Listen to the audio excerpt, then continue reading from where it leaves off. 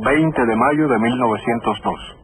Después de 3 años y 4 meses de ocupación militar norteamericana, toma posesión el primer presidente y anuncia: ya tenemos república. Ahora hacen falta ciudadanos.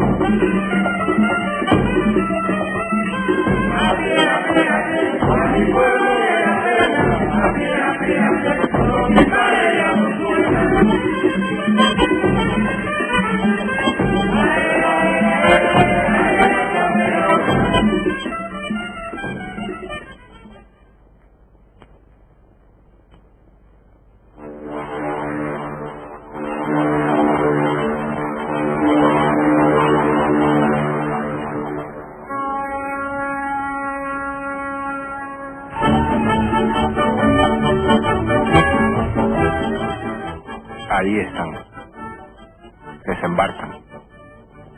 Son los veteranos yanquis de la Guerra de Independencia cubana y vienen a pasear su bandera, participar en un desfile y recibir otra vez las gracias por los servicios prestados a la fundación de la República.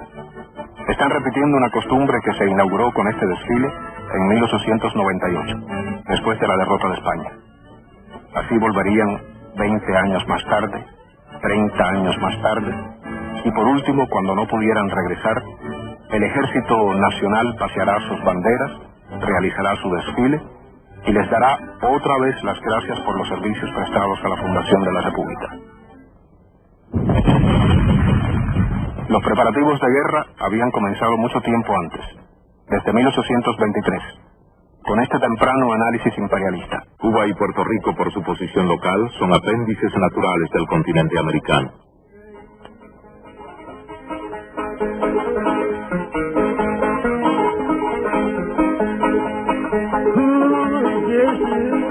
Goodbye, Jesse.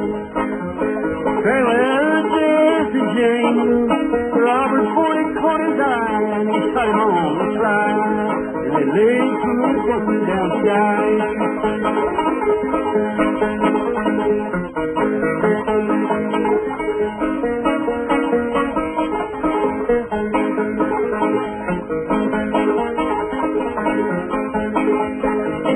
Jesse leaves her wife, she's a mourner all her life, and the children, they were brave. But that dirty little cow, he shot Mr. Howard and laid through Jesse. Territorio a territorio, conquista a conquista, robo a robo, los Estados Unidos habían extendido su dominio por el norte del continente. Habían arribado a la fase imperialista de su desarrollo y necesitaban áreas de inversión para sus capitales sobrantes, fuentes de materias primas, mano de obra barata. Necesitaban una producción azucarera que les permitiera sustituir las importaciones que a muy alto precio se hacían de Europa. Cuba, Filipinas y Puerto Rico, junto con Hawái, podían abastecer hasta un 80% de esas necesidades. Necesitaban construir un canal que acercara sus costas del Atlántico y el Pacífico y uniera sus flotas de guerra en ambos océanos. Necesitaban controlar ese canal y el camino hacia él. Cuba, la llave del Golfo, estaba en el camino de la expansión del imperio norteamericano. Los preparativos yanquis se aceleraron ante la impotencia española para detener la guerra cubana. Entonces envían un barco al puerto de La Habana, el acorazado Maine.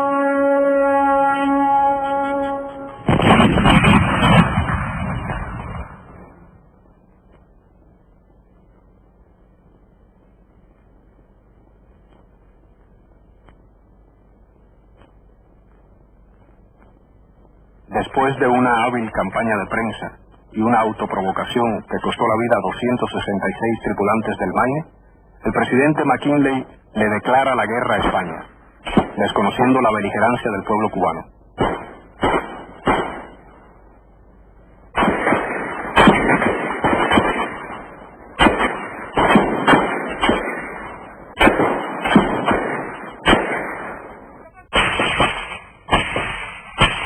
Intervinieron tarde, cuando más convenían sus intereses, y además bautizaron a su modo la guerra.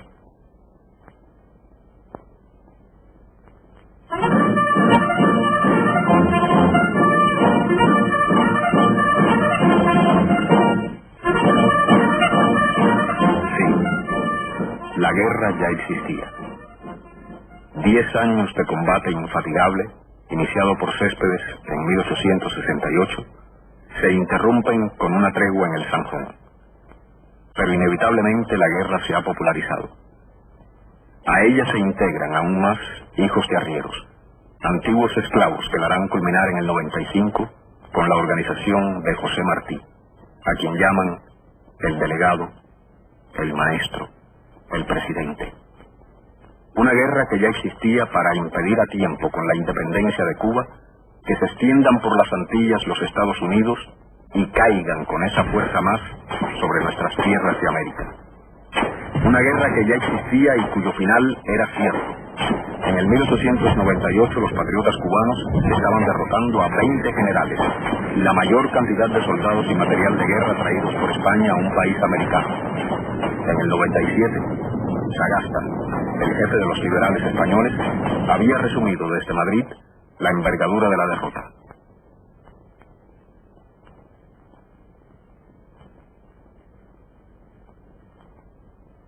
Este ejército que intervenía en la guerra cubana y que transportaba sus tropas atendiendo al color de su piel, estaba iniciando la primera guerra imperialista de la historia. Los intrépidos Rough Riders de Teddy Roosevelt, que necesitaron de la experiencia y el valor de Calixto García para hacer capitular a las exhaustas fuerzas españolas, fueron los primeros embajadores del imperialismo. De un imperialismo joven y voraz que cayó sobre un pequeño pueblo al que más de 4 siglos de explotación colonial española habían dejado 950.000 desocupados, 890.000 analfabetos y 140.000 criados, y solo 90.000 obreros industriales y artesanos y 290.000 campesinos, pescadores y mineros. Era un pueblo al que el colonialismo español había dejado 2 veces más policías que maestros, 3 veces más policías que médicos. Un pueblo que había desatado 3 guerras por su libertad en menos de 30 años. Don Tomás Estrada Palma, delegado del Partido Revolucionario Cubano tras la muerte de Martí, liquida de un plumazo en diciembre del 98 ese partido creado para lograr, con los esfuerzos reunidos de todos los hombres de buena voluntad, la independencia absoluta de la isla de Cuba y fomentar y auxiliar la de Puerto Rico.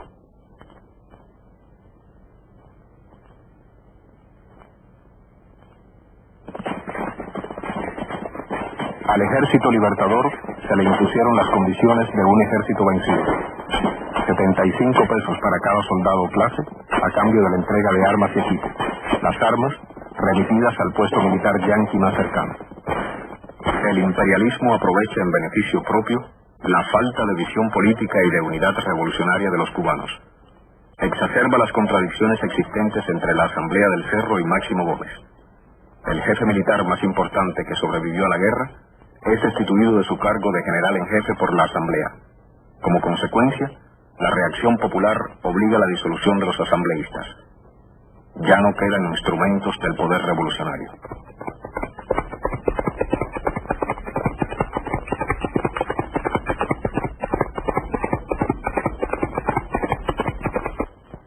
Finalmente, norteamericanos y españoles firman a puerta cerrada el protocolo de paz. Como antes ha ocurrido en la guerra con las ciudades tomadas, los cubanos no pueden entrar a esta sala. 1 de enero de 1899. La ocupación militar aceleraba la situación colonial de la isla. El general Wood rebaja los aranceles para los productos norteamericanos. El capital yanqui asalta la economía. Calixto García, presidiendo una delegación, pidió al presidente de los Estados Unidos una rebaja similar para los productos cubanos. Se le respondió que esa medida solo la podía aprobar el Congreso de la Nación. El presidente yanqui tenía más poder en Cuba, a través del gobierno interventor, que en los propios Estados Unidos. El asalto, en verdad, se había producido mucho antes. En 1883, un pionero de las inversiones imperialistas, Mr. Edwin Atkins, compra el Central Soledad. Mientras, en Estados Unidos se produce un hecho trascendental para la economía cubana. La industria refinadora de azúcar se convierte en trust, y el arancel McKinley erradica del mercado norteamericano los azúcares refinados de Cuba, protegiendo la importación de azúcares crudos. Resultado, la economía cubana acelera su proceso de deformación monoproductora que la mantendrá en el subdesarrollo.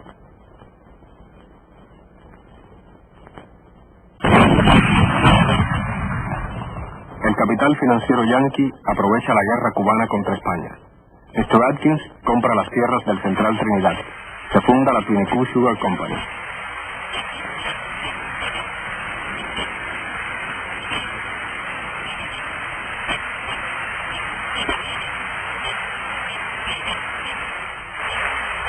La ocupación militar revela su verdadero sentido. Los fusiles yanquis, los acorazados yanquis, los marines yanquis no son más que la punta de lanza del capital yanqui.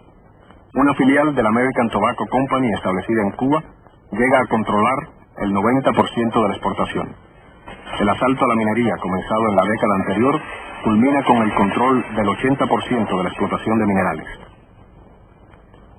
La orden militar número 34 del gobierno de ocupación facilitó a la Cuban Central Railways Limited las tierras necesarias para la construcción del ferrocarril Santa Clara-San Luis. Era el camino de hierro para las grandes inversiones azucareras yanquis en Camagüey y Oriente.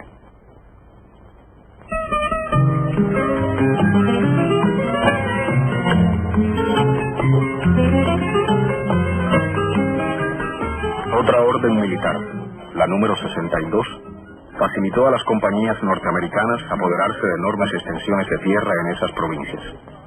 Contando con la subordinación total de la nueva burguesía azucarera, que no intentó jamás la defensa de la nación frente al imperialismo, los yanquis organizaron la neocolonia.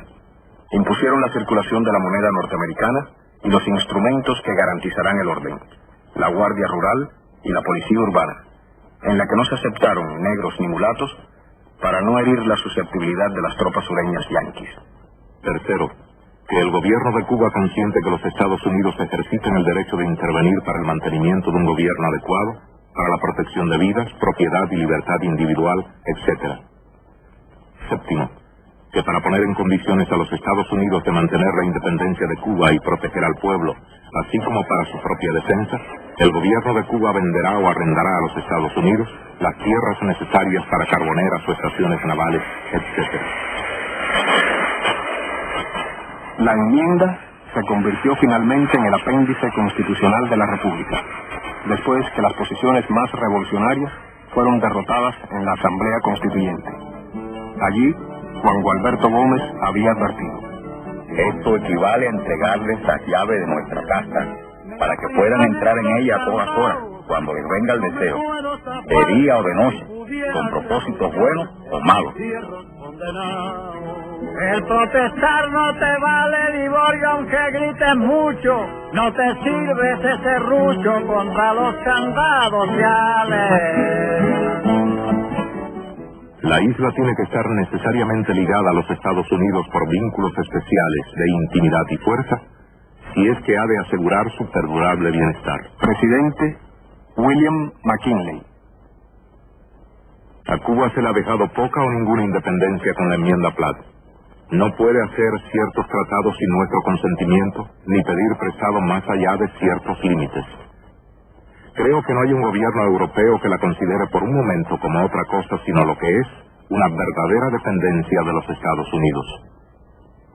La isla se norteamericanizará gradualmente y a su debido tiempo contaremos con una de las más ricas y deseables posesiones que hay en el mundo. General Leonardo Wood, gobernador militar. La República Cubana ha empezado bien, adoptando como máquina oficial la Remington. Compran en Harris Bros. Company, O'Reilly 108 y 110, Habana. Atención, patriotas cubanos. Cada cubano de corazón debe ostentar su bandera el 20 de mayo. Las vendemos a 20, 40 y 60 centavos. Harris Bros. Company, O'Reilly 108 y 110, Habana. Estrada Palma, Don Tomás. Ciudadanía norteamericana, a la que renunció para poder aceptar un cargo administrativo en la República. Señas particulares. Traidor al Partido Revolucionario Cubano que disolvió en diciembre de 1898. Observaciones. Reúne todas las condiciones para ser electo primer presidente de la República. Un dato define su gobierno. En su gabinete no había un solo ministro que hubiera combatido contra España. Los yanquis habían descubierto un instrumento casi perfecto para gobernar a su nombre la isla. Las clases dominantes cubanas, unidas a los grandes comerciantes españoles. A través de esta falange impusieron en 1903 el Tratado de Reciprocidad, el cual permitía una rebaja arancelaria hasta de un 40% a los productos yanquis cuando entraban en Cuba, y solo un 20% al azúcar cubano cuando éste entraba a Estados Unidos.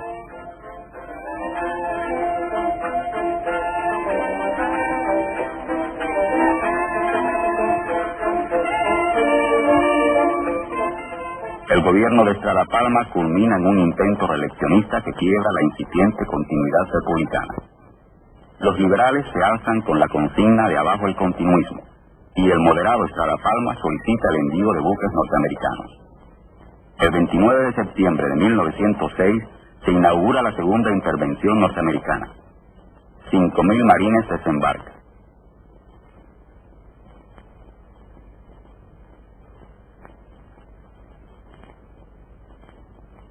El interventor Charles Magoon resolvió las discrepancias entre liberales y moderados, dando carta de crédito a una institución profundamente republicana, la Botella.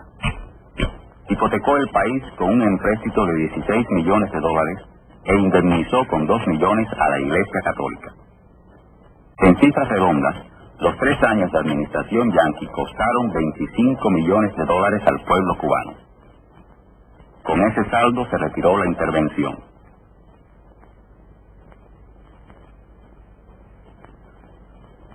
Detrás dejaba 2 instrumentos que garantizarían el orden que necesitaban los capitales invertidos: la politiquería y el Ejército Nacional. Ese ejército profesional se organizaba entonces como una negación del ejército revolucionario disuelto por la ocupación yanqui. Era un guardián del imperialismo en la tierra cubana.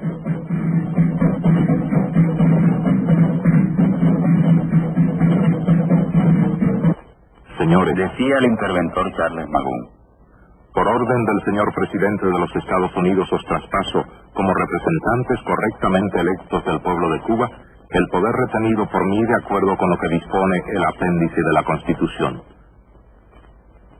Asimismo, es resolución final del gobierno provisional que todas las reclamaciones del Ejército Libertador han sido ya completamente satisfechas.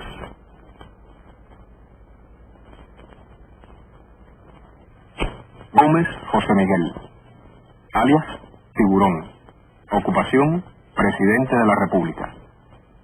Después de la intervención yanqui, su gobierno restauró el equilibrio republicano. José Miguel era general. Tiburón se bañó y salpicó mientras descubría que el gobierno, la República y la patria eran como un inmenso negocio particular. En 1902 se probó la eficacia del recién nacido Ejército Nacional en la represión del alzamiento del Partido Independiente de Color. Como herencia de la ocupación yanqui y el colonialismo español, los gobiernos republicanos ejercían la discriminación racial aún contra los combatientes negros de las guerras independentistas. Hostigados por esta situación, los independientes de color iniciaron sus operaciones militares el 20 de mayo de 1912. La represión fue brutal. Más de 3.000 negros y mulatos fueron muertos durante el alzamiento.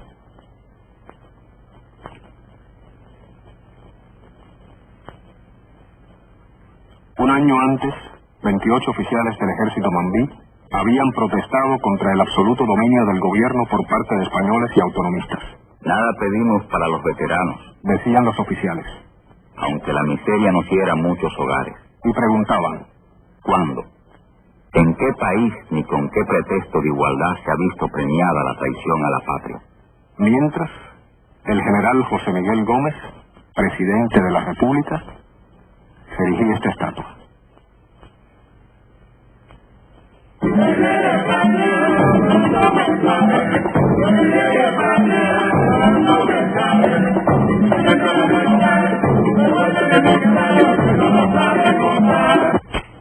García Menocal Mayo, alias el Mayoral. Otras ocupaciones: inspector de faros, administrador del Central Chaparra, propiedad de la Cuban American Company. Menocal fue el candidato ultrarreaccionario de azucareros y latifundistas cubanos y un buen administrador para los intereses norteamericanos. En 1916 va a la reelección y aplica los métodos impuestos por Magún: corrupción, compra de votos, robo de urnas. Ante esta maniobra que ponía en peligro sus intereses, los liberales responden con el llamado alzamiento de la chambelona. José Miguel Gómez amenaza con avanzar sobre La Habana.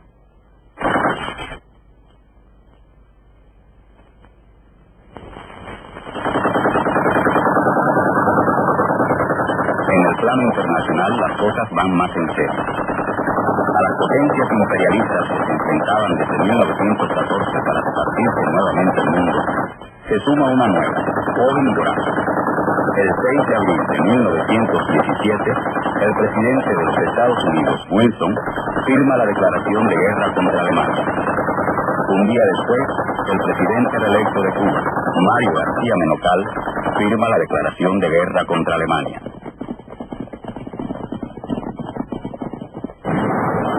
Al mes siguiente, el gobierno de los Estados Unidos declaraba: Los poderes aliados y los Estados Unidos tienen que depender en gran parte sobre la producción de azúcar de Cuba.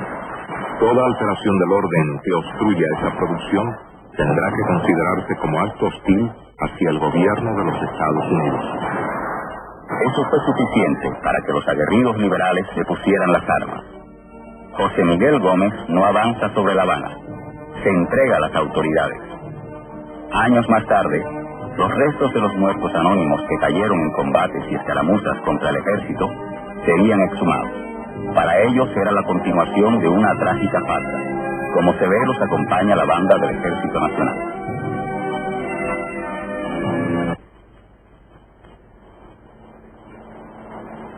La producción azucarera de Europa estaba en crisis. Cuba debía suplir esa necesidad. Entre 1915 y 1922 se desarrolla una impetuosa escalada de inversiones yanquis. En Oriente y Camagüey se construyen decenas de modernos y eficientes centrales azucareros, capaces algunos de procesar 1 millón de arrobas de caña cada día. El ritmo de la rapacidad es brutal. Solo 5 compañías llegan a poseer 34 fábricas y más de 60.000 caballerías de tierra. Los precios del azúcar se multiplican por 10. El valor de la tasa se eleva a más de $1.000 millones. El comercio con los Estados Unidos se desarrolla en una proporción gigantescamente similar. Eran las vacas gordas, la febril y macabra danza de los millones.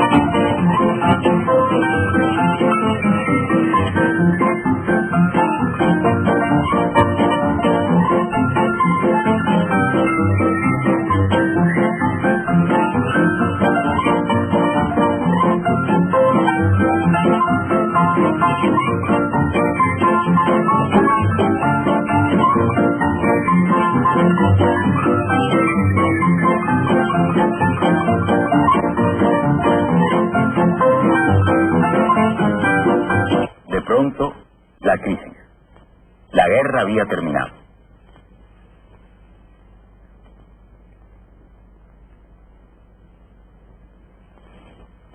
Europa comenzaba a recuperarse. El mercado reducía drásticamente sus cifras. En un solo año, 1920, el precio de la libra de azúcar bajó de 22 centavos a 3. Era el fin de la fiesta. El día 6 de octubre de 1920, todos los tenedores de cuentas se presentaron en los bancos a exigir la devolución del dinero. Los banqueros y hacendados cubanos, envueltos en la especulación de tiempos de guerra, no pudieron responder. Era el crack. Los capitalistas cubanos quisieron protegerse y lograron la ley de moratoria bancaria que suspendía los cobros durante 3 meses.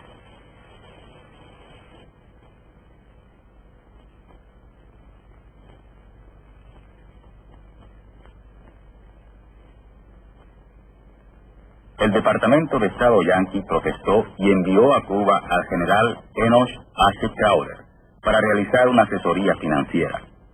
En enero de 1921 se aprobaba la ley del cese de la moratoria. Los bancos cubanos quebraron.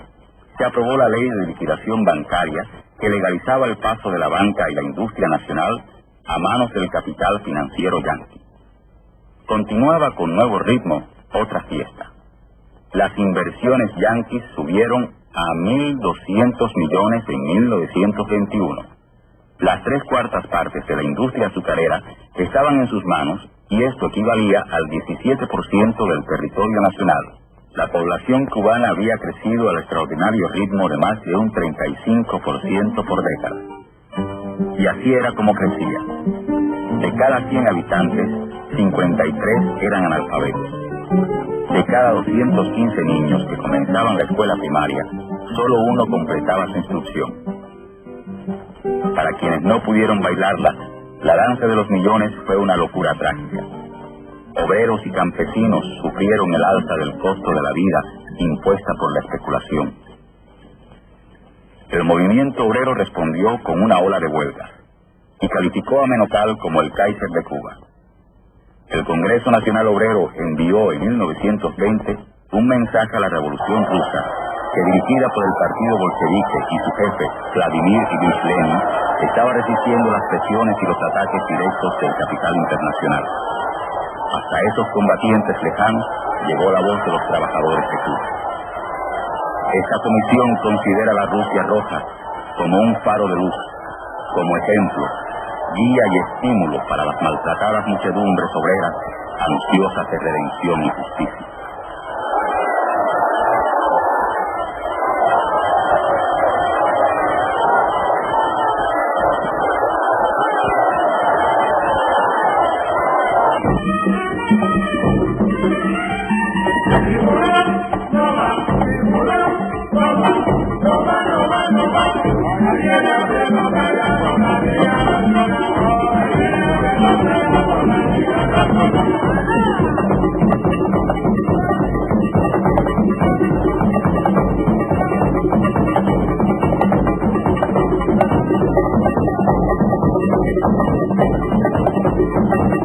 Zayas y Alfonso, Alfredo, alias El Pesetero, ocupación, presidente de la República. El gobierno de Zayas heredó y agudizó la secuela dejada por la crisis, a través de la cual el 79% de la industria había pasado a manos de los bancos norteamericanos. Esos mismos intereses financieros enviaron a Cuba nuevamente al inevitable Enoch H. Crowder, que traía en la cartera 2 proyectos para reordenar los asuntos de la colonia. El primero, un empréstito de $48 millones con un interés del 5% anual. El segundo, moralizar la administración pública mediante la designación de un gabinete de la honradez, con secretarios totalmente obedientes a Washington.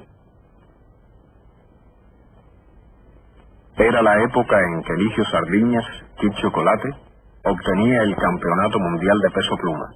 José Raúl Capablanca, el de campeón mundial de ajedrez. Adolfo Luque, el de mejor lanzador de béisbol profesional en el mundo. Una nueva generación de revolucionarios trabajaba para producir una solución a la altura de la crisis. Rubén Martínez Villena encabeza la viril protesta de los 13 y trata de encauzar el movimiento de veteranos y patriotas hacia una acción insurreccional. Julio Antonio Mella funda la Federación Estudiantil Universitaria y la Universidad Popular Obrera José Martí. Dirige el primer Congreso Nacional Revolucionario de Estudiantes e impide que la Universidad de La Habana realice una infamia, la de otorgar el título de doctor honoris causa al procónsul Enoch H. Crowder. Otros sectores sociales solicitaban, a su manera, un mejoramiento de la situación. Aquí van algunos propietarios rurales pidiendo mayores oportunidades. Estaban dispuestos a apoyar al que los apoyara.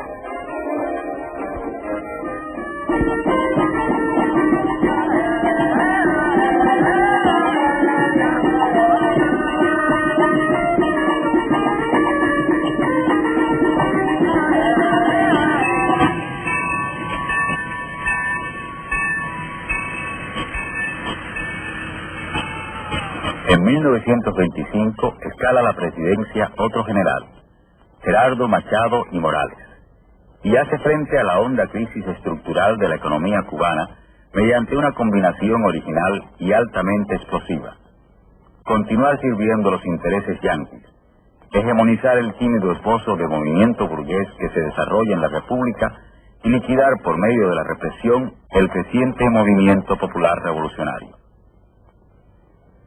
Lanza una consigna electoral demagógica: agua, caminos y escuelas.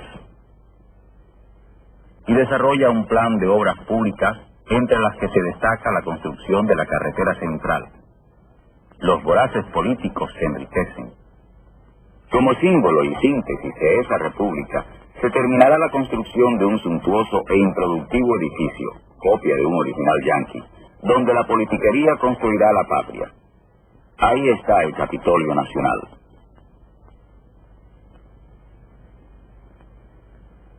Ante el auge de la lucha popular, Machado eleva el crimen político a categoría de gobierno, construye un presidio llamado irónicamente modelo y centraliza el poder en un estado policíaco que asesina por decenas a estudiantes y obreros.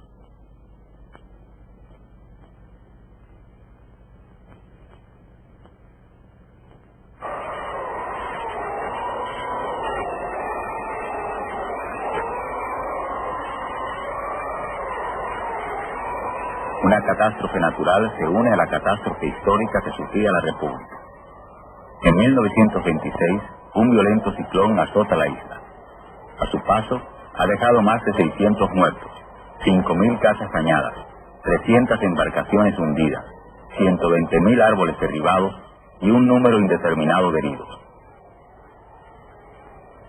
Mientras tanto, otra estatua. Esta es del ya conocido don Tomás Estrada Palma. De estatua a estatua, generales y doctores muestran una voluntad de parecerse, y lo logran. Ahí están Zayas y Machado. Son iguales.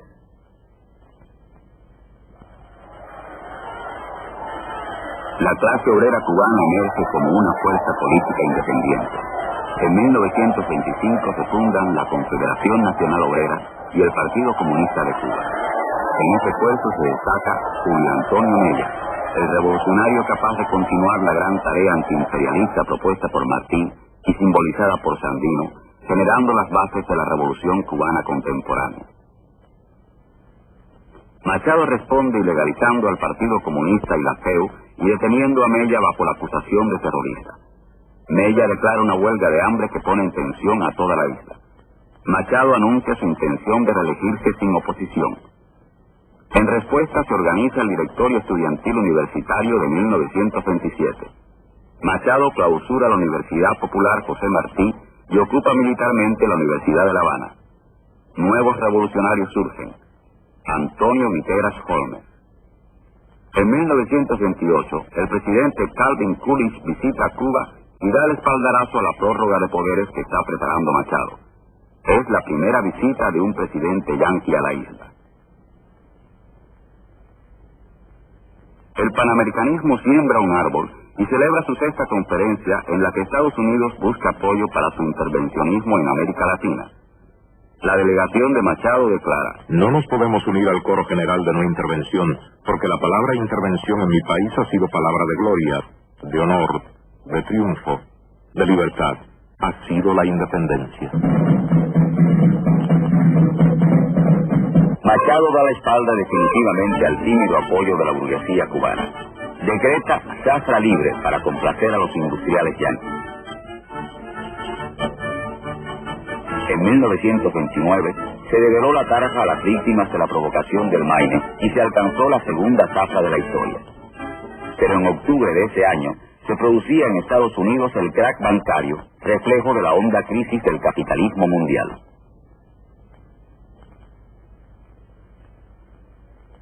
Machado decreta la restricción de la zafra azucarera en un inútil intento por reducir la superproducción mundial y obtener un alza de los precios. Para Cuba, este lado de la crisis. En 1932, el precio de la libra de azúcar no llegaba a 1 centavo, el más bajo en toda su historia.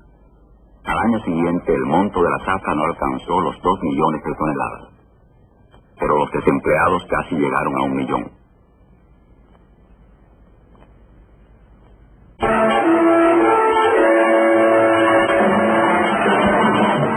El asesinato de Mella, producido en México el 10 de enero de 1929, conmovió a la opinión continental. Heredero de Martí y de Marx, de Sandino y de Lenin, Mella descubrió la necesaria unidad del antiimperialismo y el socialismo en la revolución latinoamericana. Creó los instrumentos políticos idóneos para la lucha y mostró el camino de la entrega total a la revolución, dando la vida en el combate. Apenas un año después, el 20 de marzo de 1930, el partido de Mella, el Partido Comunista de Cuba, organiza una huelga general en la que participan más de 200.000 obreros. Su principal dirigente, Rubén Martínez Guillén.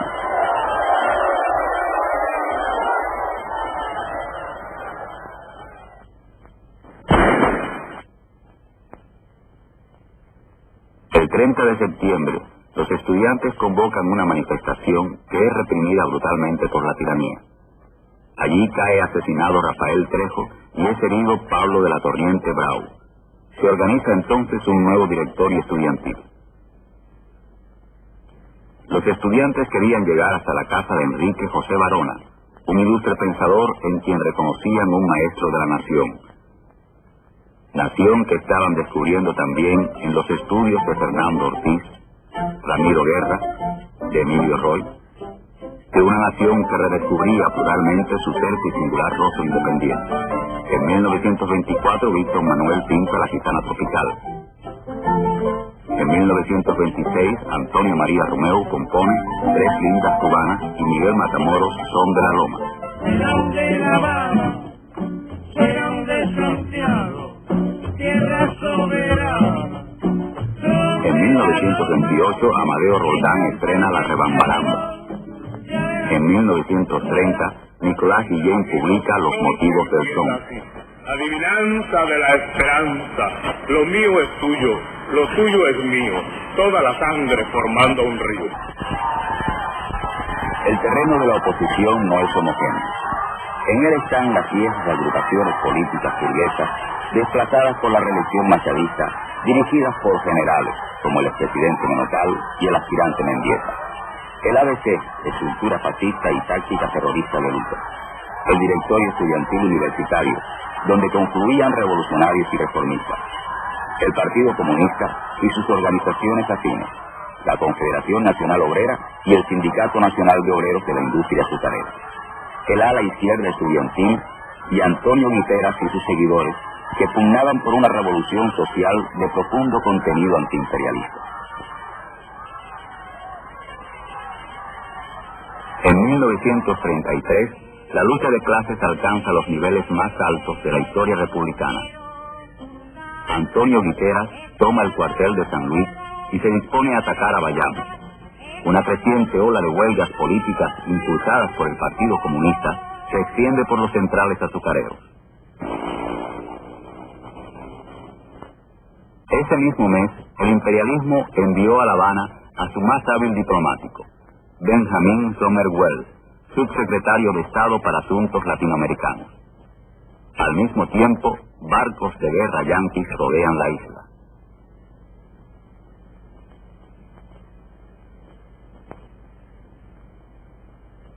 La diplomacia yanqui logró reducir a los representantes de la burguesía nacional a entrevista mediante un expediente conocido: ofrecerle la redistribución del botín. Wells había invitado a Machado a retirarse sano, salvo y millonario. Pero el proletariado, los campesinos, los estudiantes, la pequeña burguesía radicalizada no estaban dispuestos a esperar. Tras una victoriosa huelga general, cayó el gobierno de Gerardo Machado y Morales. Era el 12 de agosto de 1933.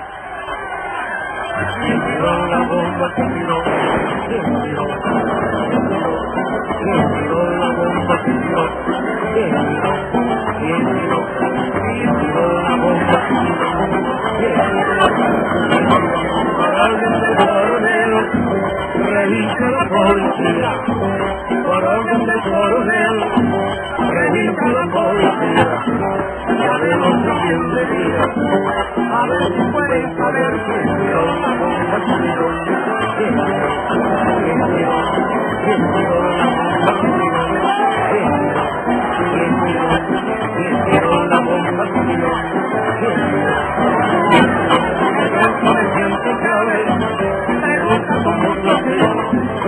el comerciante sabe, pregunta cómo sabe, el tercero va a tu vecino, tú tienes viejo, y tú sabes quién tiró la bomba, quién tiró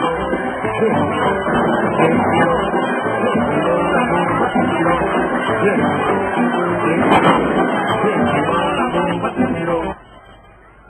Ante el vacío de poder, Wells y la derecha abren paso a la designación de un presidente adecuado: Carlos Manuel de Céspedes. Escuchemos un discurso. Cuban people expect me to establish with the United States of America a favorable interchange of products that may be beneficial to both nations. Now that our political situation is absolutely guaranteed by my government and dedicated from now on and forever to the great cause of liberty. Wells parecía dominar la situación del gobierno, pero la lucha antiimperialista de obreros, campesinos y estudiantes probaba que el pueblo había reconocido detrás de los sirvientes de turno al verdadero enemigo.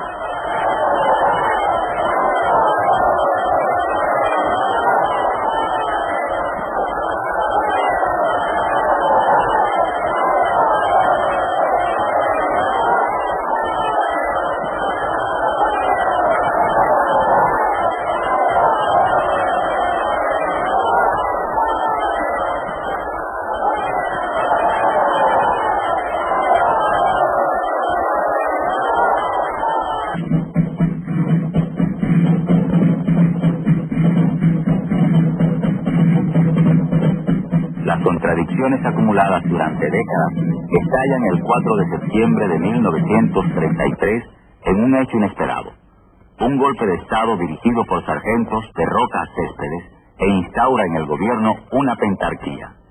El sargento Fulgencio Batista, uno de los participantes en el golpe, es nombrado coronel y asume la jefatura del ejército.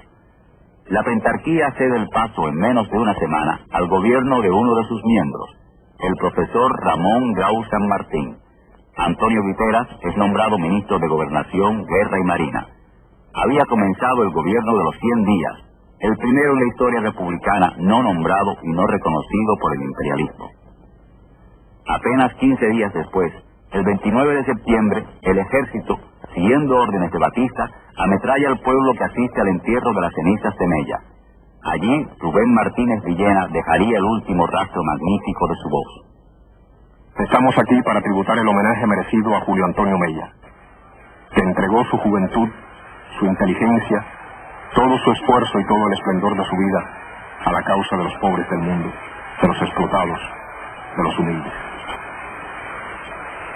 El gobierno provisional era un cúmulo de contradicciones. Moviéndose hacia la extrema derecha, Batista, En el centro, Grau. En la izquierda radical, Antonio Guiteras.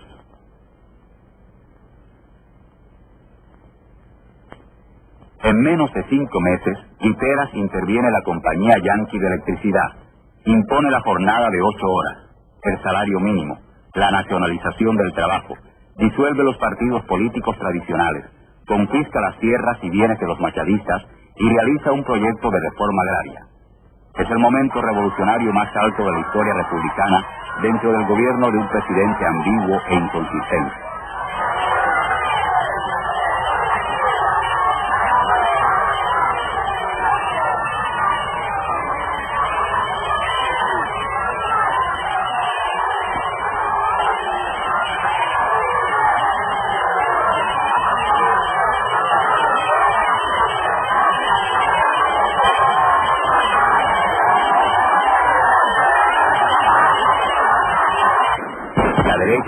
Puño ataca.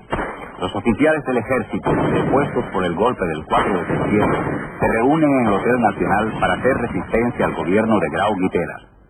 El embajador Wells alienta esta jugada reaccionaria. Batista dirige el ataque al hotel, que culmina con una masacre. Wells informa a Washington. Batista es el único que tiene el apoyo de las tropas y la acción decidida contra comunistas.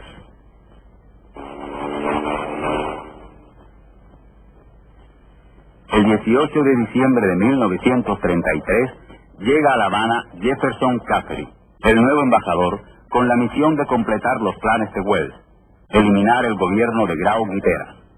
El ambiente en América Latina no es favorable al intervencionismo.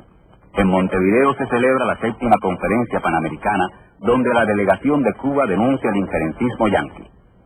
Batista profundiza su traición entrevistándose con Caffery.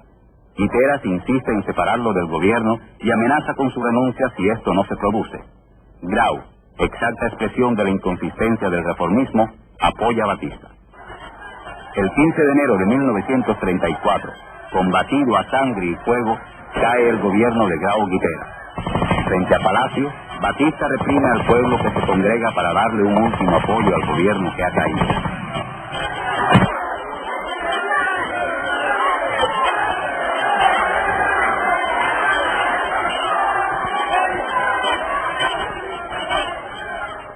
Un día después, muere Rubén Martínez Villena, destrozado por la tuberculosis. Murió, Ha escrito Roa, obsedido por el destino de los campesinos y los obreros, por la revolución agraria y antiimperialista en desarrollo. todo el imperialismo tiene ya un prospecto de hombre fuerte. Hombre fuerte que no es este que vemos aquí. Carlos Evia fue presidente de la República por un poco más de tiempo que el que duran las imágenes suyas. El hombre fuerte era Batista, quien nombró a Carlos Mendieta y Montefur, la mula dócil de Colombia, el nuevo presidente, como el mejor representante del programa del 4 de septiembre. El gobierno Caffery, Batista, Mendieta devolvió las tierras confiscadas a sus legítimos propietarios, los antiguos machadistas. Ametralló el 1 de mayo a los obreros y el 3 a los estudiantes del Instituto de La Habana. Y ante las acciones obreras que ponían en peligro los intereses azucareros yanquis, anunció: ¿habrá caza o habrá sangre? Hubo azúcar y hubo sangre.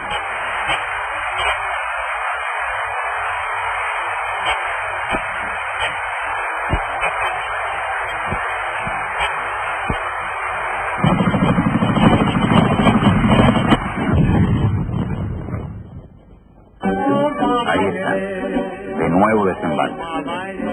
Son los marines del Wyoming que visitan La Habana en viaje de buena voluntad.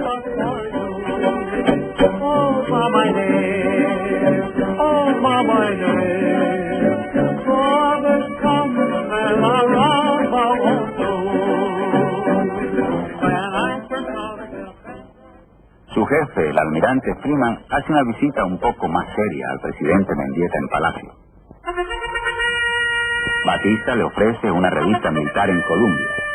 Dicho en lenguaje directo, los Estados Unidos aprueban el gobierno Caffery, Batista, Mendieta.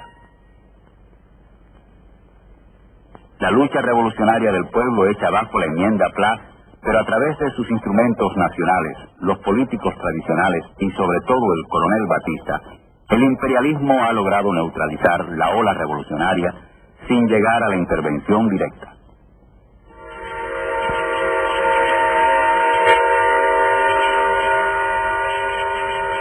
En 5 meses, Batista había hecho un largo y sinuoso recorrido. Comenzó de sargento declarando: estamos dispuestos nosotros, los soldados, a servir a Cuba sin buscar prebendas ni ascensos ni bienestar personal. Por el camino se entrevistó con Güedes, cambió la camisa por la charretera del coronel, asesinó, torturó y fabricó el gobierno de Mendieta para ofrecérselo al embajador Catherine. Frente a la tiranía proimperialista, Antonio Guiteras organiza la insurrección armada a través de la joven Cuba. El Partido Comunista organiza la autodefensa armada contra la ola de sangrienta represión contrarrevolucionaria que cubre al país.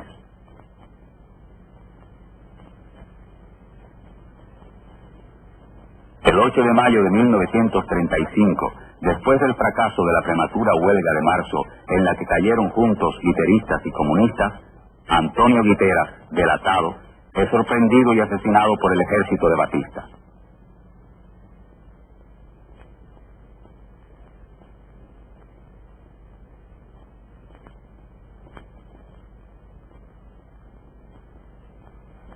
A su lado caía Carlos Aponte, un revolucionario venezolano que había sido coronel bajo las órdenes de Sandino, sellando en la muerte la vocación latinoamericana de la Revolución del 30.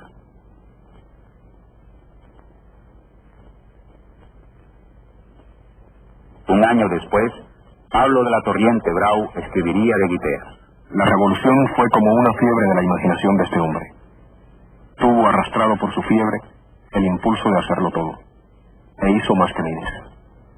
En ese año, Pablo, el gran sobreviviente, se va a España. Había ido como corresponsal de guerra. Al morir, era comisario político del 5º Regimiento.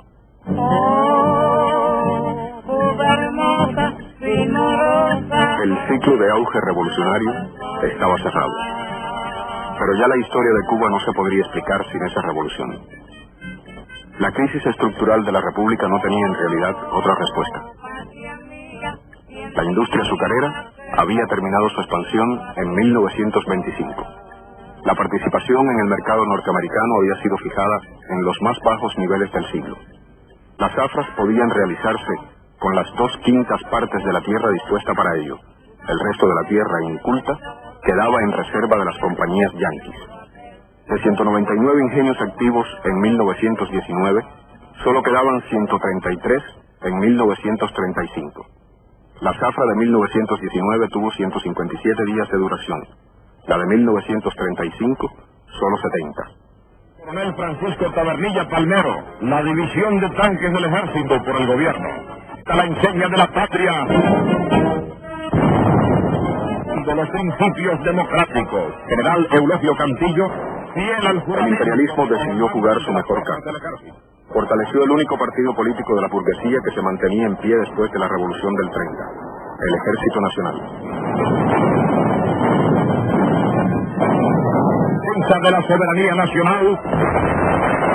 En marzo de 1934, la Asociación de Política Extranjera de los Estados Unidos, financiada por Rockefeller, produjo a petición de Mendieta un estudio sobre los problemas de la nueva Cuba, que concluía en una serie de recomendaciones: reforma agraria capitalista, diversificación de la producción, etc. El miedo a la revolución producía la primera propuesta de solución desarrollista para Latinoamérica.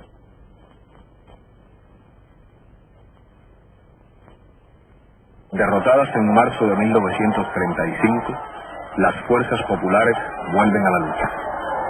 Se reclama una amnistía política general y se exige una asamblea constituyente que ponga fin a la represión batistiana. La nacionalización del petróleo por Lázaro Cárdenas y la guerra civil española contribuyen a estimular esas batallas. Mientras tanto, el avance de Hitler por Europa obliga al imperialismo norteamericano a esgrimir consignas democráticas y ofrecer la engañadora buena vecindad de Roosevelt. El siniestro Fulgencio Batista y Saldívar se ve obligado a hablar en nombre de supuestos ideales revolucionarios y a proponer un plan económico y social tomado casi directamente de aquel informe yanqui de la Foreign Policy.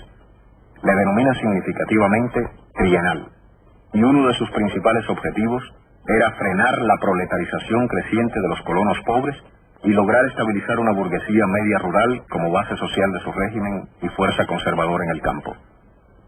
El trienalismo fracasa y Batista tiene que ceder.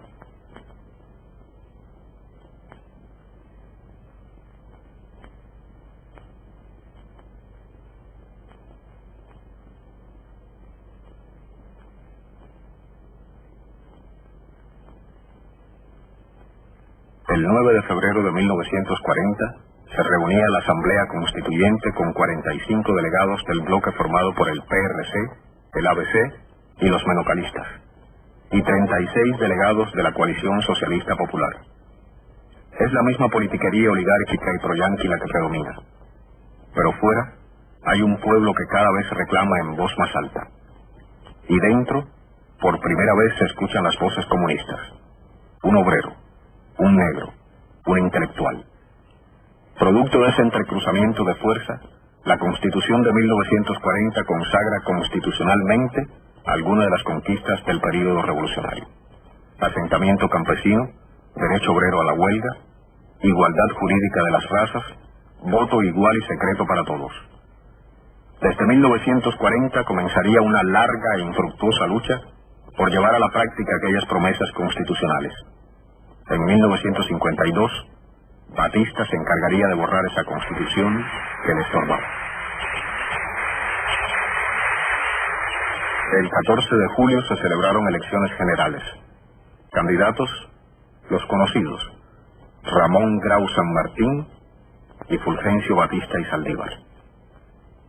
Como madre, como esposa, como hija, queremos a Batista presidente, porque es la seguridad de nuestros hijos, porque es la tranquilidad de nuestros hogares, porque es el orden, el respeto, la paz, porque es el hombre que la república necesita. Mientras tanto, en Europa, la Alemania de Hitler hacía estallar definitivamente la Segunda Guerra Mundial, que había tenido su preámbulo en España. Pudieron trabajar en las tinieblas de la historia. Pudieron mantener ejércitos con armas blancas cuando no les huía de fuego. Y con su pecho y su sangre crearon el hecho moral de la independencia de Cuba, que fue un obstáculo para detener los determinismos geográficos, los fatalismos de la historia, las imposibilidades sociales, y dieron posibilidad a esta flamante nación que hoy nos enorgullece, nos engrandece y nos da vida cívica y digna en el todo el mundo.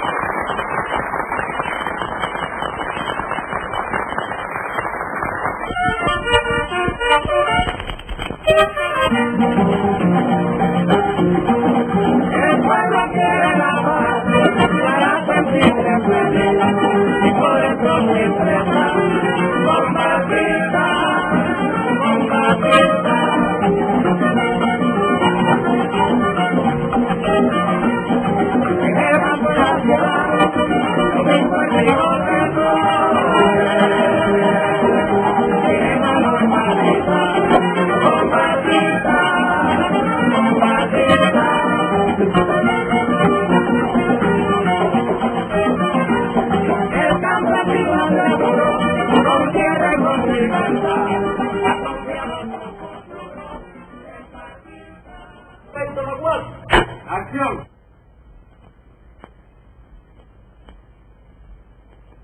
Para concurrir a las elecciones generales que para designar los gobernantes señala la ley electoral de acuerdo con la nueva Constitución promulgada, el 14 de julio próximo pasado, el pueblo de Cuba se ha movilizado de una manera vibrante y casi enardecida en todo el territorio nacional.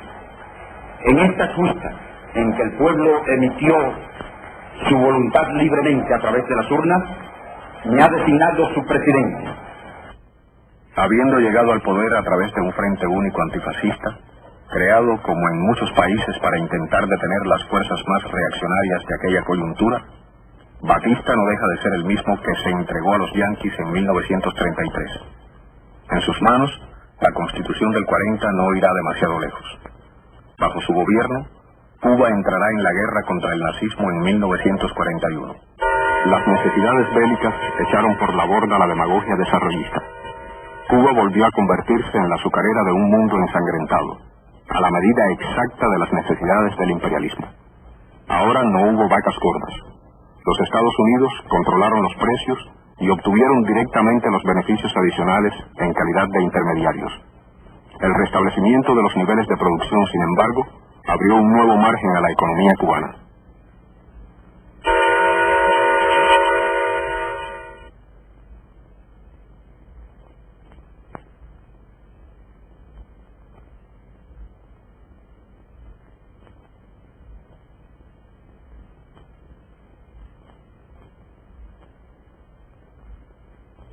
El imperialismo impuso a la economía cubana nuevas variantes de explotación.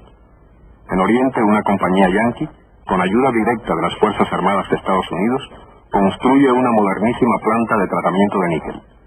Es una típica explotación de enclave destinada únicamente a resolver una necesidad estratégica yanqui.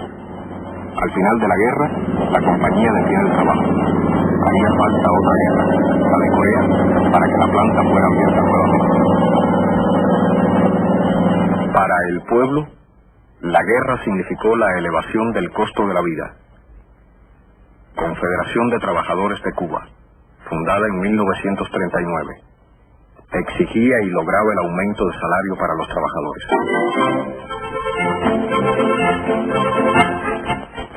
El pueblo de Cuba se apresta para la gran prueba de toda democracia, las elecciones.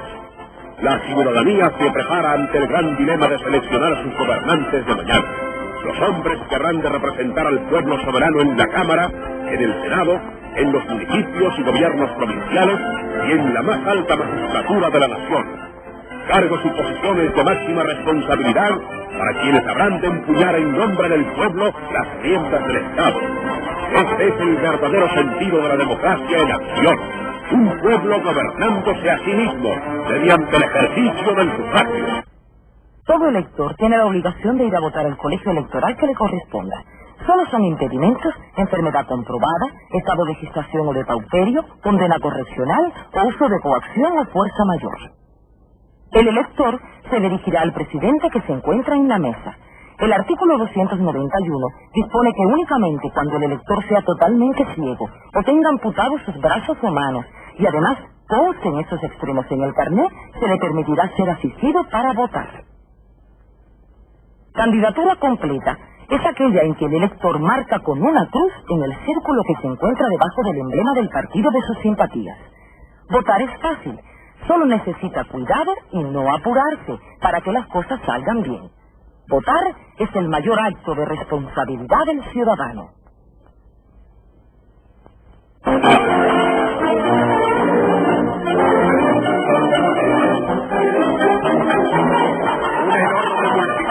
Verdadera muralla humana que comprende todos los alrededores de la mansión palatina, se congrega para presenciar la llegada del honorable señor presidente de la República, doctor Ramón Grau San Martín, y acompañado de su guardia de honor, se dirige a tomar posesión de la alta magistratura de la nación, conferida por la voluntad soberana del pueblo de Cuba. La presencia de las representaciones diplomáticas. En 1944, Ramón Grau San Martín derrota al candidato del gobierno, Carlos Salaverría. El pueblo ha ido a las elecciones tras el período presidencial de Batista y ha visto en Grau una posibilidad de mejoría. En realidad es un espejismo. Lo que ve es la sombra revolucionaria de Guiteras. Grau llega al poder en 1944 con un vago programa nacionalista y un repertorio de frases demagógicas. En medio de la crisis y el caos proclama: la cubanidad es amor. El soldado tiene un arma que le entrega a la República y esta razón es bastante para que ese hombre que toma el arma que la República le entrega sea de absoluta confianza para todos los cubanos y para todos los intereses nacionales y al mismo tiempo también para la gloria magnífica de la patria y de la República.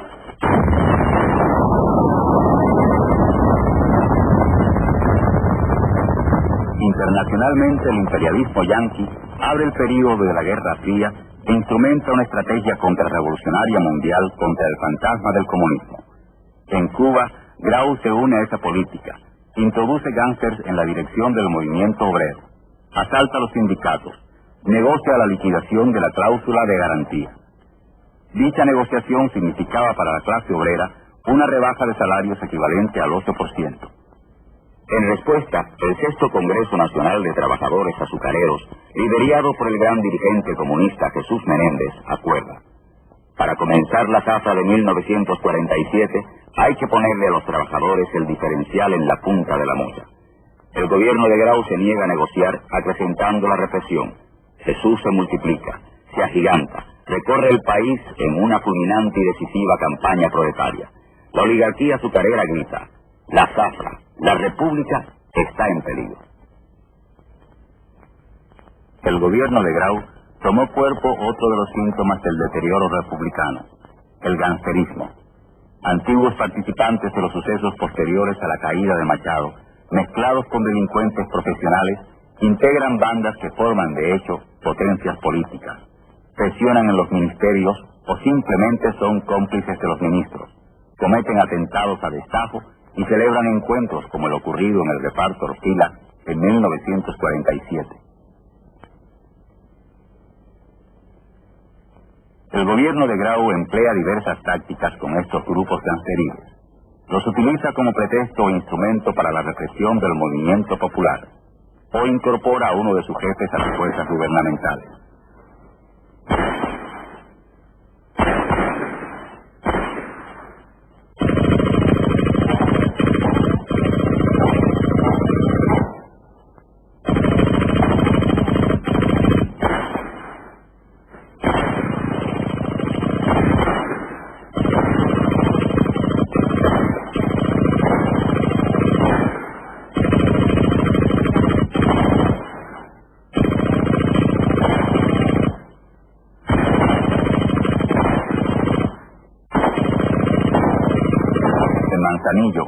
El 22 de enero de 1948, un capitán del ejército dispara sobre Jesús.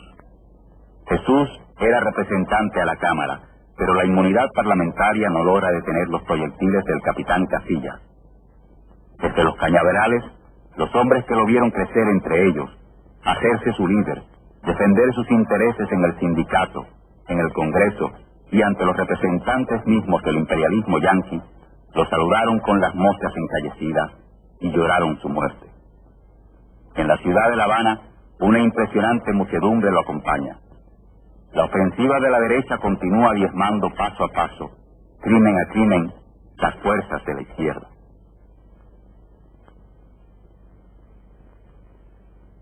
Hermano del pueblo, le dice: si tengo el arma es para defender tu derecho, si tengo el arma es para defender la única bandera que tienen los cubanos, si tengo el arma es para defender las internacionales y decirle a la nación entera que tiene un soldado armado aquí a su disposición para todo lo que sea defender los derechos, para todo lo que sea defender la libertad, para todo lo que sea defender la justicia y la democracia. Para dirigir esa ofensiva contra el movimiento obrero, Grau designó a un joven discípulo, Carlos Prío Socarrás. 2 años después será presidente. Aquí ensaya un discurso. El segundo turno del PRC en el poder agudizó la crisis republicana. El método de escalar no había cambiado. Seguía siendo la demagogia.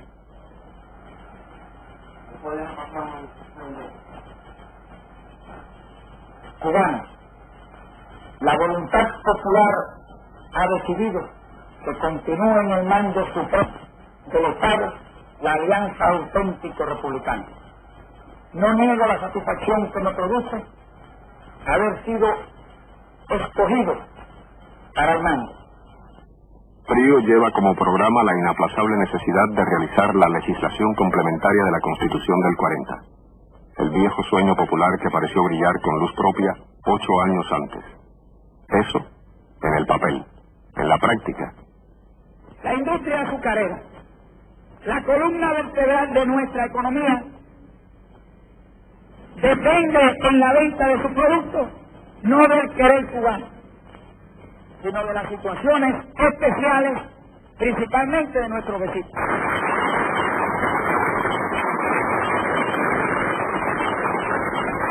Pero para obtener el mercado norteamericano es preciso reunir algunas condiciones que constituyen la garantía del orden. Sí, Prío está dispuesto a lograrlas. Asalta a los sindicatos revolucionarios y nombra por decreto nuevos dirigentes obreros. Con el pretexto de las bandas gangsteriles, crea el GRAS, tropa de choque contra el movimiento popular.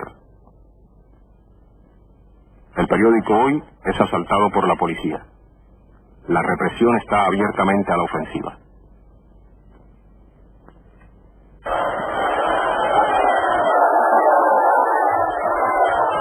La Universidad de La Habana, bastión revolucionario desde los tiempos de Julio Antonio Mella, representa nuevamente el agresivo descontento de sus estudiantes ante la crítica situación republicana. Entre ellos, un joven dirigente, el estudiante de Derecho Fidel Castro. Prío anuncia entonces una política de nuevos rumbos que promete reducir la corrupción y realizar, por fin, la famosa legislación complementaria de la Constitución. Todo se reduce a la creación de 3 nuevos organismos: el BANFAIC, el Tribunal de Garantías Constitucionales y Sociales y el Tribunal de Cuentas. Ninguno llegó a rendir frutos. Se convirtieron en nuevos negocios del Estado cubano, pero eso sí, se anunciaron con un gran énfasis republicano. Habrá tribunal de cuentas porque el presidente de la República, el mismo que le está hablando ahora, no quiere que su reputación esté a merced de unos cuantos calumniadores de oficio, y por la limpieza de su nombre reclamará que la haya. Habrá tribunal de cuentas porque lo que está gobernando del palacio es el pueblo mismo, del cual procedo y al cual espero volver, con toda humildad, pero con la satisfacción del deber cumplido. A 50 años de su fundación, la República, señores, estaba en crisis. Y para esa crisis estructural y profunda, el gobierno ofrecía soluciones como esta: un pollito para usted y su maíz, por favor. La frustración popular se canaliza entonces a través del apoyo a un nuevo partido político, el ortodoxo. Su líder, Eduardo Chivas, había participado en los sucesos de 1933 como miembro del directorio estudiantil y más tarde formó parte del PRC hasta que rompió con él en 1945 por lo que organizó desde su escuchado espacio radial acusó a senadores y ministros enriquecidos y propuso la consigna política vergüenza contra dinero, llamada a encontrar eco y seguidores, sobre todo entre los sectores estudiantiles. En este fotograma, el joven estudiante de Derecho, Fidel Castro.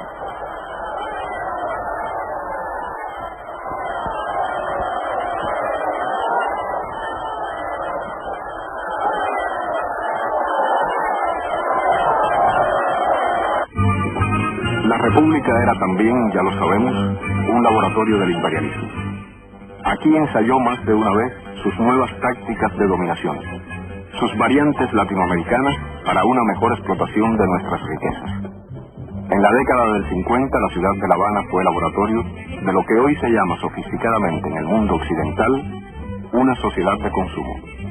El proceso es rítmico, ascendente y desde afuera de la crisis, alegre. A la cadena de los Tencent sigue la cadena de Sears, Roebuck & Company, las cadenas de Groceries, Minimax y Echo, y una fiebre importadora de artículos de lujos, perfumes y joyas, automóviles y planes de regalos. La Habana se convierte en una ciudad moderna, en un paraíso terrenal en medio del trópico.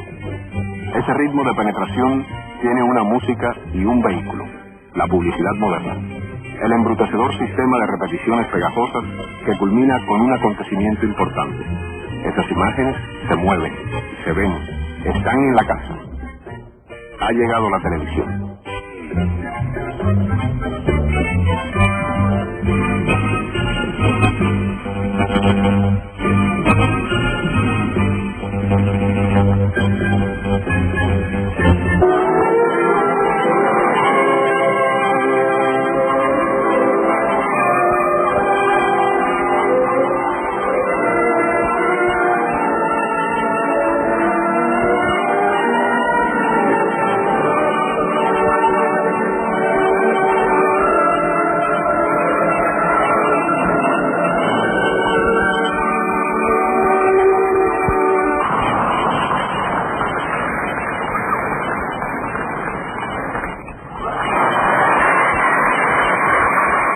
¿Cuál tú crees que debe ser el cometido de las páginas femeninas?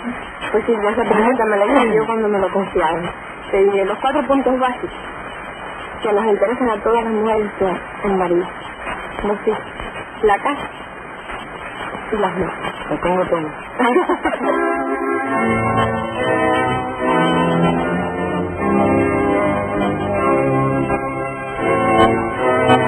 ¿Por qué se divorció Eva Cisneros?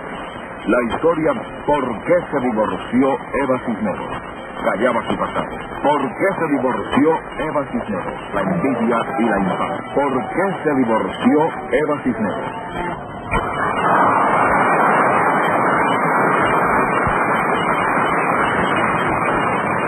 Esta república reparte cuidadosamente los papeles. Aquí están los que corresponden a la mujer. No importa que ocupen un extremo u otro, el resumen es el mismo. Se les reduce a una función ornamental. Tienen tantas responsabilidades como un objeto. Tampoco importa que un demagogo haya proclamado que las mujeres mandan.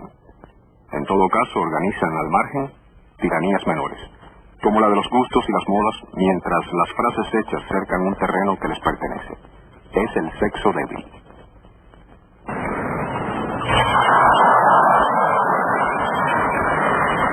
Estamos muy felices de encontrarnos entre nuestros amigos cubanos. Hace 20 años yo estuve en Cuba, pero prometo volver antes de que pasen otros 20 años más. Porque yo quiero a Cuba.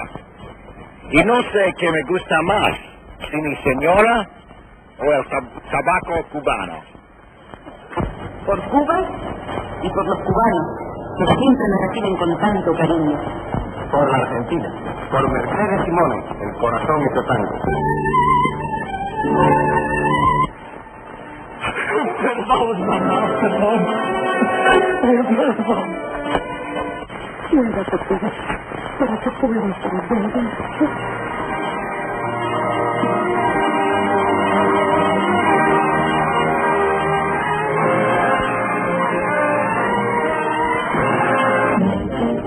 No proceden de Londres, de Viena ni de París. No son exóticas bellezas, son auténticas criollas, con la gracia y el encanto de la mujer cubana, capaces de ofrecernos en la escena un espectáculo fino, alegre y grato, merecedor del aplauso del público.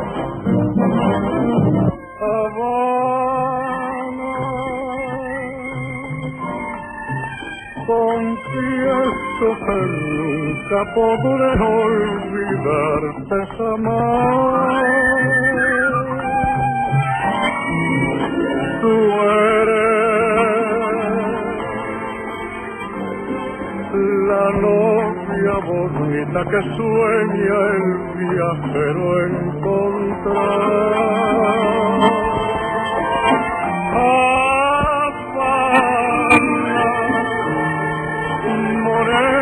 Preciosa, para ti son mis versos, para ti mi cantar.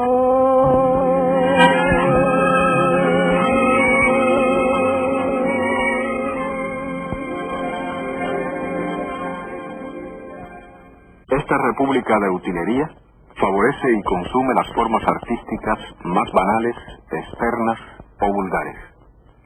Sucede lo mismo que con la mujer.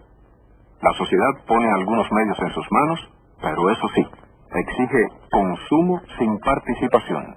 Sistema capitalista en nuestro mundo occidental. Conferencista señor Fernando Cacerín. Buenas noches, queridos televidentes. Son las reglas de un sistema económico que afianza su poder en otro, el militar. Ese poder se fortalece con una alianza que para Cuba representa el pacto justo e igualitario del gato con el ratón. El honorable señor presidente de la República, mayor general Fulgencio Batista y Saldívar, recibe en Palacio Presidencial a las altas representaciones navales y militares que integran la Junta Interamericana de Defensa que preside el general Samuel C. Shepard, quien se dirige al primer magistrado agradeciendo la adhesión e identificación de nuestra patria con la alta misión de la defensa continental frente a los enemigos de la democracia panamericana. Ojalá que todos los trabajadores fueran capitalistas. Y lo más bonito es que en el sistema capitalista, que aparentemente el trabajador no quiere defender y prosperar, en este sistema capitalista cualquier trabajador puede efectivamente convertirse en un capitalista. Todo está en que pueda comprar una acción que sea de 50 centavos o de $1 de cualquiera de las empresas que las pongan en el mercado. Se propugna la abolición de la lucha de clases. Hay un modelo a seguir. Esto lo vemos a menudo en los Estados Unidos. 13 buques de guerra de la Marina norteamericana con 6.000 tripulantes en viaje de instrucción arriban a La Habana en una visita de buena voluntad procedentes de Norfolk.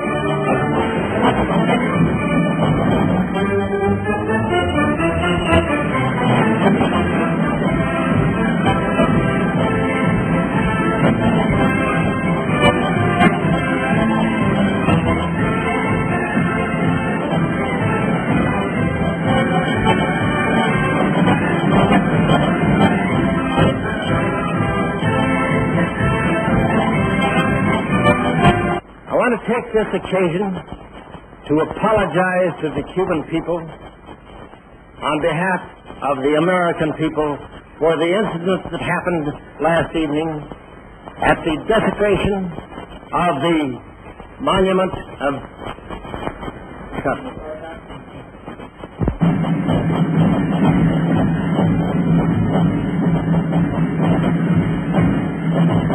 Un conferenciante imparcial como este puede admitir que el sistema, aunque perfecto, necesita pequeños ajustes.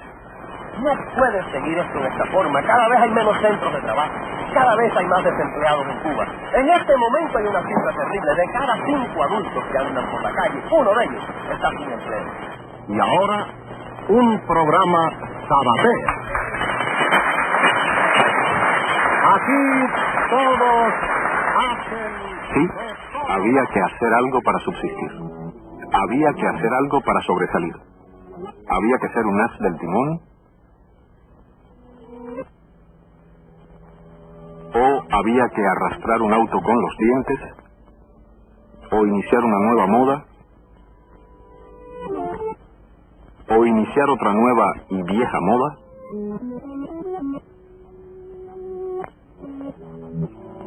o decir que el mismísimo Dios se le aparece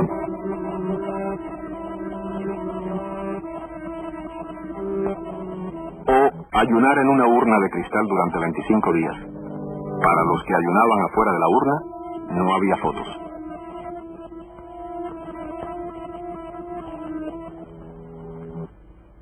O simplemente ser el más fuerte, o el más lindo, o el más feo. 23.378, 21.672, 20.738, 13.680, 21.5, 8.818. O participar masivamente en las más variadas formas del azar.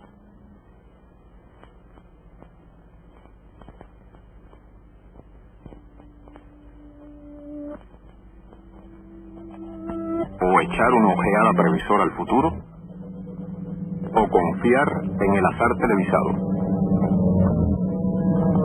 Ha ganado 30 pesos. Muchas felicidades, señor. ¿Y por qué no? Hasta en la caridad televisada. Que nos es muy necesaria en la ciudad de Olivia.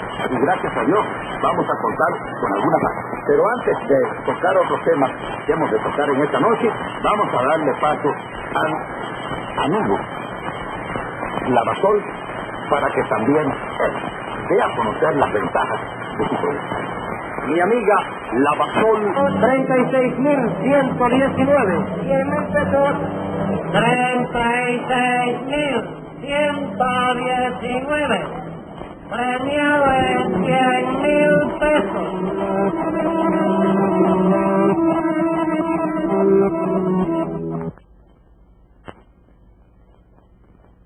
A nosotros nos toca la responsabilidad histórica de dejarles a nuestros hijos un infierno de guerra o un paraíso de paz. Que cada uno piense si quiere dejar a sus criaturas una herencia fatal o un legado feliz.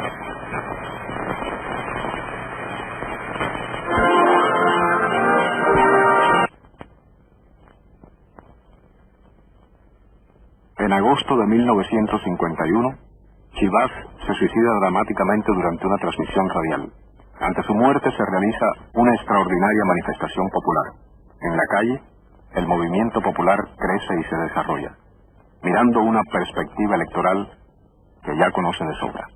Será el general, nuestro mejor presidente, y en Cuba él solamente.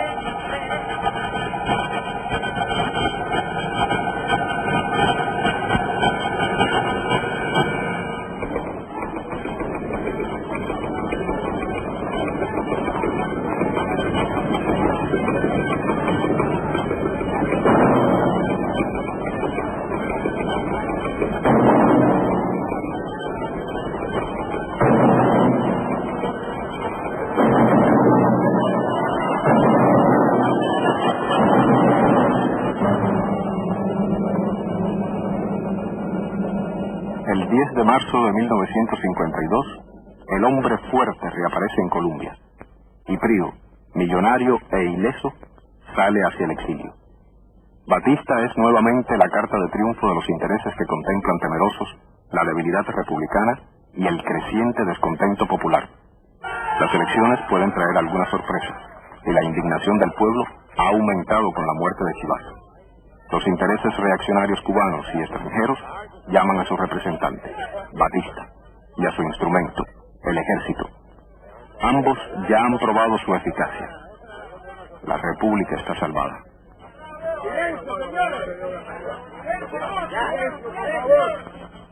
El general Batista, ante los micrófonos de todas las emisoras del país. ¡Silencio! ¡Silencio! Hablo al pueblo de Cuba desde la ciudad militar esta vez, en donde he tenido que regresar forzado por las circunstancias y llevado por mi amor al pueblo para reanudar una nueva gestión de paz.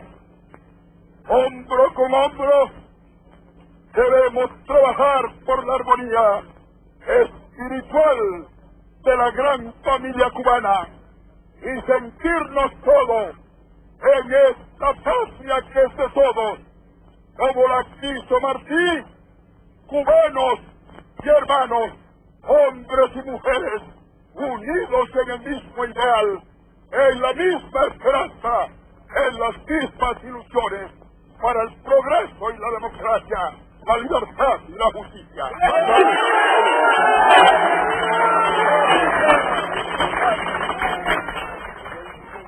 It's impossible for communism to become a factor in our political system. Well, apropos of that, Mr. President, what steps has Cuba taken to combat communism? Cuba and Russia severed diplomatic relations shortly after my government came into power in 1952. The break came when my government stopped the Russians from using Cuba as an exchange point in their international spy system. Today, we are trying to eliminate poverty and unemployment, two conditions which are always exploited by the communists, and we are doing our best to make it impossible for communists to infiltrate our democratic institutions.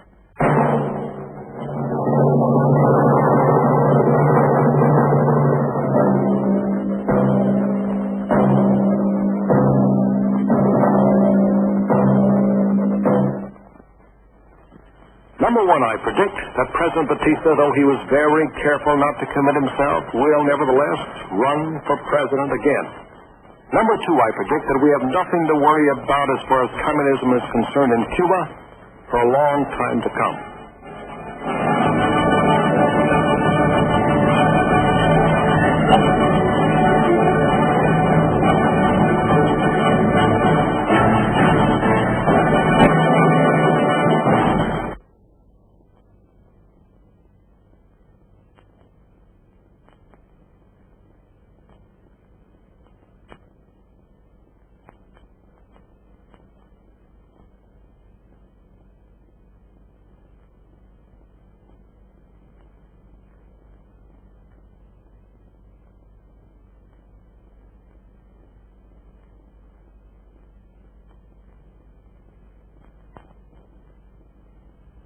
Thank you.